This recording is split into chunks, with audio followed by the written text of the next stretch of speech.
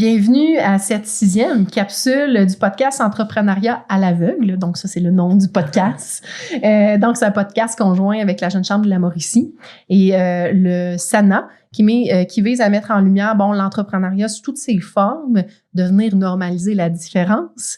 Donc, aujourd'hui, c'est sûr, je ne veux pas passer sous silence le MIFI, donc le ministère de l'Immigration et de la Francisation et de l'Intégration, qui a contribué financièrement. Donc, sans eux, on n'aurait pas le podcast aujourd'hui. Et évidemment, de mon côté, je me présente, Célia. Je suis la présidente du conseil d'administration de la Jeune Chambre de la Mauricie 2022-2023. Et je vais être avec vous aujourd'hui. Je m'occupe d'animer le podcast avec vous aujourd'hui. Donc, c'est sûr que moi, je suis vraiment contente de vous rencontrer. On a pu discuter un petit peu plus tôt ensemble là, pas encore sur vos parcours, c'est ce que j'ai hâte d'entendre en fait. Fait que j'ai deux entrepreneurs avec moi. Donc, j'ai Olivier et Souma Oro. Donc, j'aimerais ça qu'on commence spontanément, comme vous le sentez. Parlez-moi de qui vous êtes, c'est quoi votre rôle dans votre business, c'est quoi votre organisation aussi. Ça part d'où, ça? C'est où que l'idée est venue de partir ce business-là? Veux-tu commencer? OK. Yes! Vas-y. Je me présente. Moi, je suis Soumaoro Yakuba, ivoiro-canadien. Mon pays d'origine, c'est la Côte d'Ivoire, un pays de l'Afrique de l'Ouest. J'ai émigré au Canada, précisément au Québec, en novembre 2014. OK. Après 4 ans passés à Montréal, je suis rendu à Trois-Rivières pour un programme. Et la région m'a plu, la ville m'a plu. Et je suis resté avec madame et les enfants. OK. Fait qu'à Trois-Rivières, en région. Trois-Rivières, oui. T'es-tu venu pour l'université, pour un programme? Non, c'était pour faire un programme en métallurgie au cégep OK. de Trois-Rivières. Puis finalement, tu t'es parti une épicerie. Une épicerie. Comment ça? Grâce à l'appui de madame. Ouais. Elle faisait les petits business à la maison. OK. Mais arrivé un moment, j'avais plus de cuisine, j'avais plus de salon. Ça prenait de l'expansion. De l'expansion. Donc, on s'est décidé de bâtir, conformément aux règles, une entreprise. Ils peuvent louer un local, puis continuer le business. Depuis quand? Ça fait 2 ans. OK. L'entreprise est créée en 2020, Okay. mais ça fait 2 ans qu'on a un local. OK. Sur le boulevard Jean 23, Ouais. au 5683. Prenez ça en note, tout le monde à la maison. Ouais. Super, félicitations. Merci beaucoup. C'est un beau projet de métallurgie à épicerie. J'adore ça. Des fois, c'est des choses qu'on voit des besoins où on doit ouvrir quelque chose. Il y avait un besoin. Il y avait un besoin. Hein? Il y avait un besoin. Il y avait un concurrent, il était sur Alfara, OK. et sur Boulevard des Forges. Il y avait vraiment le besoin, on a senti vraiment le besoin de satisfaire la clientèle. OK. Super. C'est encore là aujourd'hui puis ça fonctionne bien. Ouais. Super. De ton côté, Olivier? Chef propriétaire de Traiteur Michaud Expert à Saint-Alexis-des-Monts. Seul travailleur temps plein pour l'instant. Beaucoup d'employés à temps partiel, surtout sur les méchouis, sur les traiteurs. On fait de tout ce qui concerne la nourriture pour vos événements.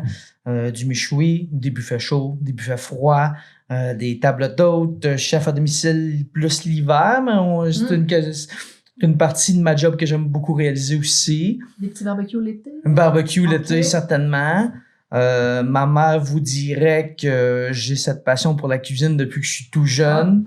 Ça n'a pas été très, très dur là, pour moi là, de choisir cette vocation-là quand est venu le temps. Ouais. J'ai toujours aimé ça. C'est sûr que avec mon entreprise, ça me permet vraiment d'aller faire les événements des gens, toucher les gens. On dit souvent que ce soit l'amour, que ça passe par l'appétit. Fait que ça me permet de un peu rentrer chez chaque personne, un peu dans leur intimité.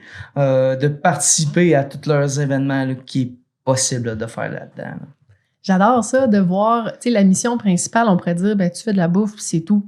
Ben non, ça va plus loin que ça, tu sais, au même type que toi aussi, en offrant ce service précis d'épicerie africaine, tu viens répondre à un réconfort, quelqu'un qui est ici, qui cherche typiquement cette nourriture-là, tu l'offres, tu sais. Ouais. Fait que non, je trouve ça le fun d'extensionner. Dans le fond, c'est pas un besoin primaire simplement qu'on répond, ça va plus loin Exact. que ça. Ouais. Je veux juste vous dire, les auditeurs à la maison, c'est la première chose que j'ai remarqué. Nos deux invités aujourd'hui ont un polo fièrement de leur entreprise ainsi que la marchandise de la casquette aussi. J'adore ça. Fait que moi, je vois que c'est des entrepreneurs qui sont fiers de leur bébé, de ce qu'ils ont parti. Puis vous avez parlé, surtout toi, de ton équipe.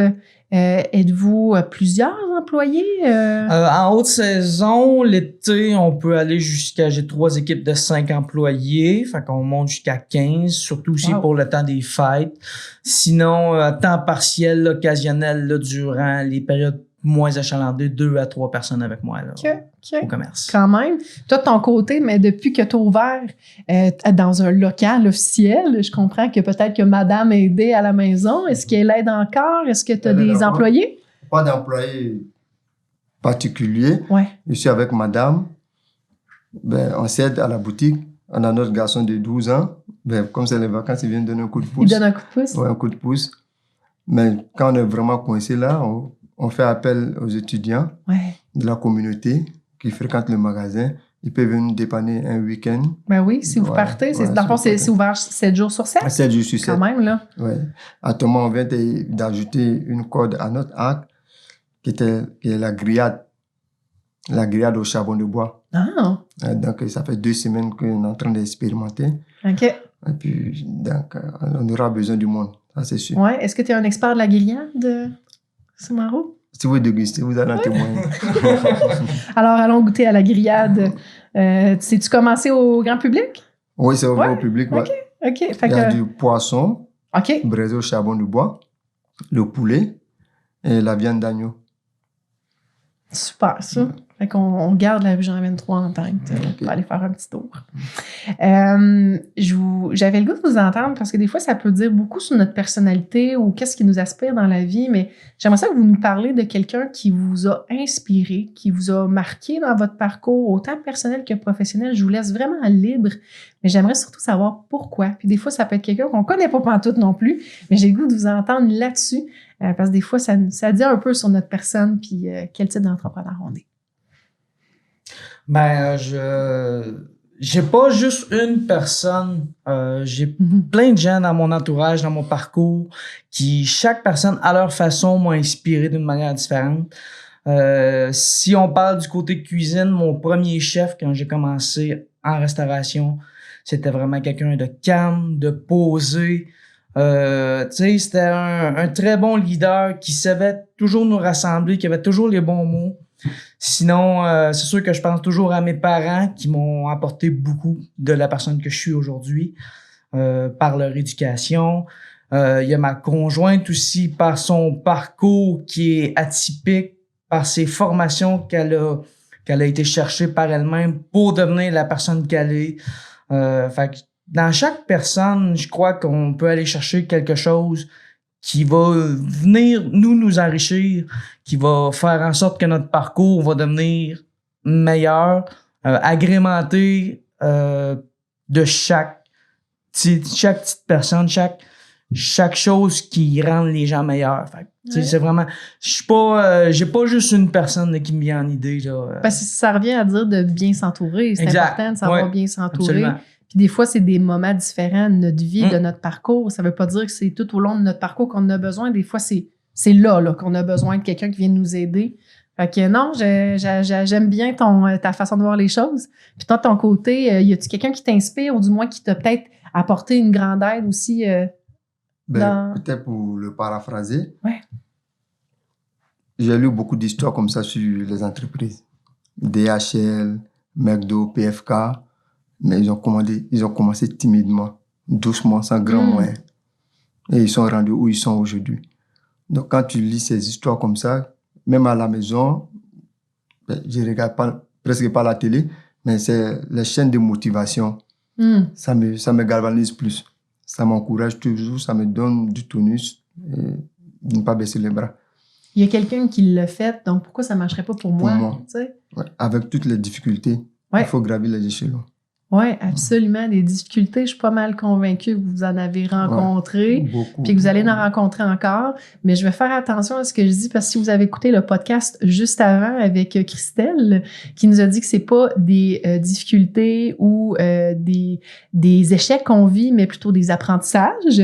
Donc, des apprentissages. Tu reconnais-tu ta blonde, Olivier? Donc, effectivement, je trouve ça super intéressant ce que tu dis là. Puis c'est important des fois de se coller à des gens qui nous inspirent, puis ça peut nous propulser à poursuivre ou aller même plus loin. Là, Donc, très cool. Dans le fond, ben, tu m'en as parlé dans tes collaborations, toi de ton côté ou encore aujourd'hui, est-ce que vous avez des collaborateurs qui sont près de vous, qui vous aident ou qui vous amènent à aller plus loin? Moi, j'ai un événement qui me vient en tête, là. À chaque année, avec la MRC de Masquinongé, il y a un souper qui est le banquet des saveurs. Okay. Ce souper-là, ça regroupe plusieurs restaurants, plusieurs entreprises de la MRC où je suis, MRC Masquinongé. Puis c'est un souper tellement formateur, tellement... comment je dirais bien ça? Chaque entreprise, à part cette journée-là, on est tous un peu compétiteurs. C'est tous des restaurants, c'est tous des traiteurs. Mais quand vient le moment de cet événement-là, tout le monde se réunit, tout le monde s'assied alentour de la même table. Tout le monde veut le même but, réaliser le meilleur repas possible pour les gens qui vont y participer. Fait que c'est vraiment, chaque personne collabore ensemble. On élabore les menus ensemble, on les travaille ensemble. Le soir de l'événement, chaque chef aide les autres à monter leur assiette, à terminer tout ce qu'ils ont commencé. Fait que c'est vraiment une soirée qui est magique. T'sais, ça s'explique pas, ça se vit, mais vraiment, c'est une soirée, moi, qui me tient à cœur à chaque année pour le faire depuis maintenant 5 ans. Quand même. Rappelle-moi le nom de l'événement. C'est le banquet des saveurs. D'habitude, c'est dans quelle saison? Ça se faisait à l'automne avant, mais cette année, on l'a fait au mois d'avril. OK, fait que rester à l'affût. Oui, absolument, oui. OK, intéressant. Fait que ça, en termes de collaboration, même si c'est pas des fournisseurs étroitement avec qui tu travailles quotidiennement, mais là, ça, c'est un événement, un exemple parfait de collaboration. Exact. Que tu trouvais le fun, tu sais, aller au-delà des barrières de la concurrence. Ouais. Hey, aujourd'hui, on travaille pour un objectif commun. Exact. Puis tu sais, tout le monde amène son idée, tout le monde apporte ses connaissances. Fait que moi, ça me permet d'évoluer en tant que personne, en tant que chef, parce que à la base, c'est ce que je suis aussi. Fait que des fois, apporter, tu sais, au lieu de ton bœuf, au lieu de le cuire comme ça, si tu le faisais comme ça, mariner de telle manière, fait qu'après ça, les idées explosent de partout, puis c'est un beau chef-d'œuvre, là, finalement. Là. Tellement. Ça amène la créativité avec ton équipe, assurément, là-dessus. Ouais. Comment tu t'assures, justement, d'être créatif au quotidien avec ça? C'est de rester informé aux tendances, c'est de pas avoir peur d'essayer.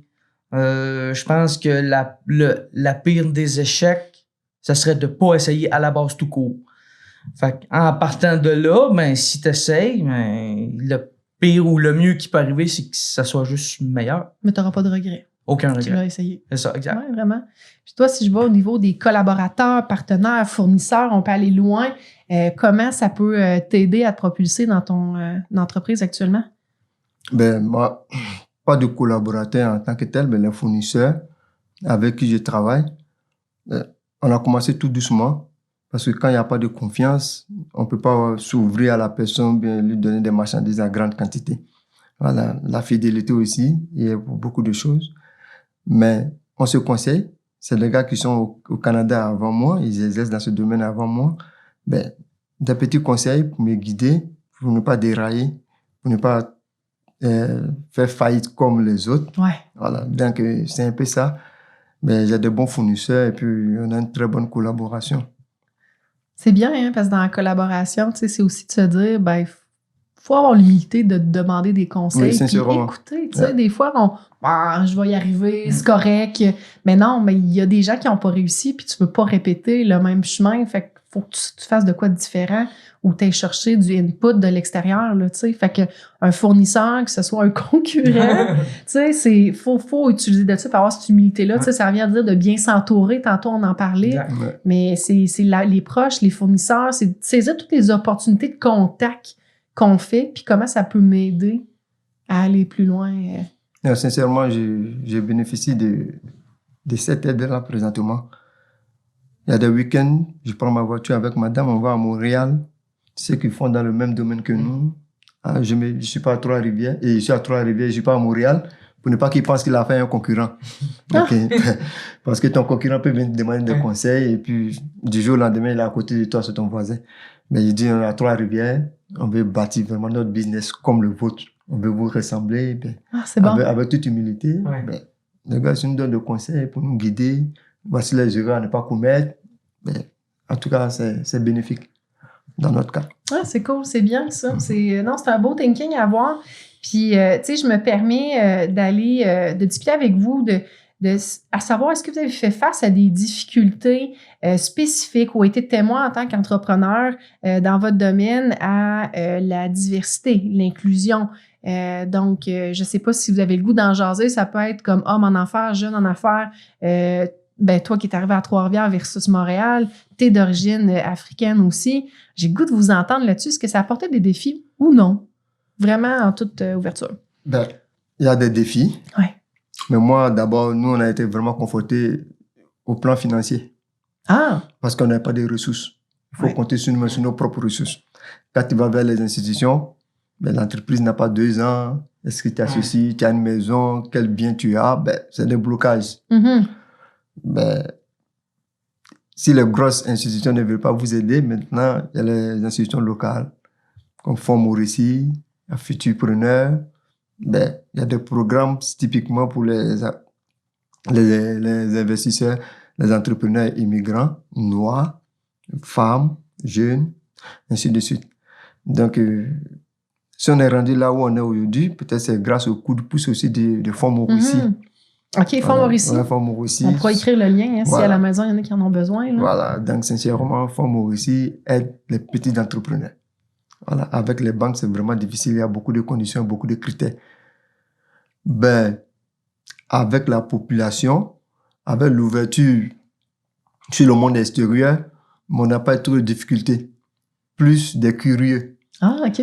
Ah, monsieur, on a vu votre épicerie, c'est une épicerie africaine. Quand j'étais dans le sud, j'ai goûté à ça, ça.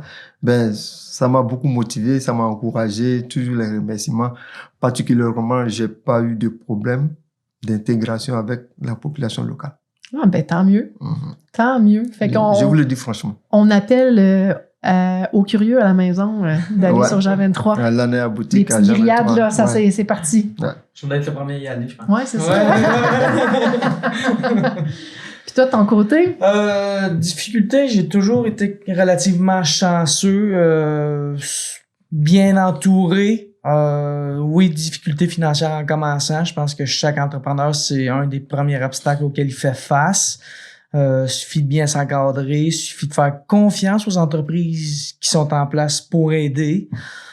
Sinon, ça a toujours été plus avant, quand j'étais dans les restaurants, manque de main-d'œuvre qui ont toujours été un peu une barrière. C'est un domaine qui est pas évident. Les grosses chaleurs, les grosses heures, c'était pas donné à tout le monde. T'sais, ça prend quand même une certaine forme, une certaine capacité à contrôler la chaleur, à être capable de la gérer, cette chaleur-là. C'est sûr aussi que ce qui est plus dommageable, ben pas dommageable, mais les fêtes, on travaille tout le temps. Et à Noël, pendant que les gens sont en congé, ben toi tu vas travailler. L'été, les fins de semaine, ben, c'est là que les restaurants fonctionnent le plus. Donc c'est pas un lundi 8 à 5 là. Non, c'est ça. C'est des heures qui sont plus atypiques. Ouais, exact. En plein ça. En plein ça. C'est de soir, ça finit tard, tu recommences tôt le lendemain matin. Mais sinon, ça a toujours bien été, on s'en est toujours bien tiré. Toujours souvent avec des étudiants. Les étudiants ont du cœur au ventre. Ceux qui venaient travailler avec moi, j'ai jamais eu de problème avec eux. Il y a des programmes aussi qui existent pour aller chercher des étudiants. C'est vrai. Ce qui m'a beaucoup aidé là, en tant que chef. Ces jeunes-là étaient souvent passionnés ou souvent curieux aussi de connaître un peu plus sur le métier. Fait qu'ils venaient voir, ils venaient essayer. Puis, on a toujours réussi à s'en sortir de cette manière-là. Ah, c'est bon ça. Puis, j'aimerais ça aller un peu pause conseil, là, tu sais, qu'est-ce que justement vous diriez ou donneriez comme truc aux autres entrepreneurs aspirants qui ça leur titille là, de se partir en business, ils ont une idée, ils ont un bon frame en tête. C'est quel type d'astuce que vous aimeriez leur dire? Crois en ton projet, peu importe ce qui va arriver. Facile de même. No matter what. No matter what. Et crois en ton projet. Je veux dire, moi, à la maison, là, j'ai des lunettes qui sont greffées avec Traiteur Michoui Expert. Là. La dernière chose que je vois le soir en me couchant, c'est en enlevant mes lunettes, je vois le nom de mon entreprise. Première chose que je vois le matin en me levant, c'est le nom de mon entreprise. Faut y croire, là. Puis si j'en ai juste un autre conseil, amusez-vous. Vous allez passer beaucoup de temps dans ce que vous allez faire. Vous allez y mettre du cœur, vous allez y mettre des larmes, vous allez passer par une gamme d'émotions. Arrangez-vous pour vous amuser. Au moins. Au moins. Minimum. Ben oui. Ouais, c'est clair, c'est clair. Puis toi, de ton côté, Soumaro? Ben, le gros conseil, c'est Ouais. presque la même chose. Croire et aimer. Ouais. Tu peux croire et puis tu n'aimes pas. Ça peut avancer. Puis si t'aimes, puis tu y crois pas, Ça peut avancer. ça passe pas. Croire et aimer. Tu aimes ce que tu fais, tu crois en ce que tu fais, tu vas réussir. Puis la journée que tu as un petit doute, qu'est-ce que vous diriez à l'entrepreneur aspirant? Prends-toi un bon café, ça va passer. De se relaxer, Ouais. prends un bon temps, Ouais. ou bien une bonne marche au bord de l'eau, ben, se remettre à nouveau. Ça arrive tout le temps de désespérer. Ouais. Puis Mais c'est là où ce que ton cercle d'amis, ton cercle familial, tes connaissances vont vraiment t'appuyer puis te lever, te transporter à rester concentré dans ce que tu vas faire. Ouais. Tu sais, si t'es bien encadré, si t'es bien entouré, puis tu sais, ça revient un peu à ce que je disais, mais si toi tu y crois, plus que tu vas y croire, plus que les autres vont y croire. Ah oui. Puis plus que les autres vont y croire, mais plus qu'ils vont faire en sorte que toi tu y crois encore plus. Faut être convaincu pour être convaincant. Exactement. Ça, c'est comme une anecdote. Vas-y. Ma femme, quand moi je suis découragé, Ouais.